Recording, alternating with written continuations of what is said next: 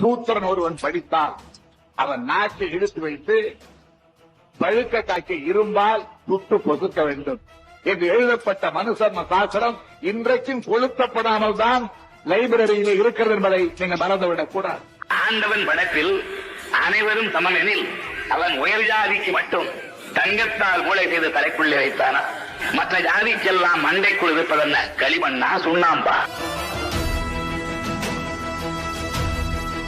இன்னாருக்கு கல்வியை கொடு, இன்னாருக்கு கொடுக்காத, இன்னாரை கோயில்களில் விடு, இன்னாரை விடாத என்பது ஆரிய மாடல்.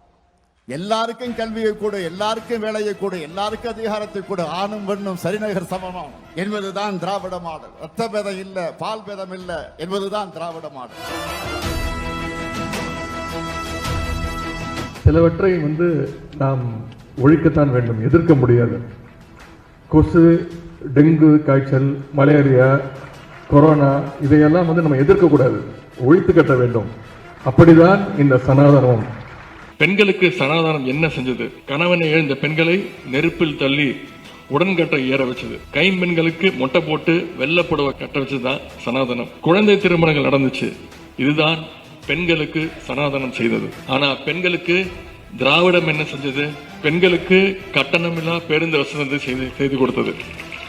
கல்லூரியில் படிக்கின்ற பெண்களுக்கு புதுமை பெண் திட்டம் மாதம் 1000 ரூபாய் அவங்களுக்கு ஊக்கத்தொகை. கலைஞர் மகளிர் உரிமை தொகை திட்டம் மாதம் 1000 ரூபாய்.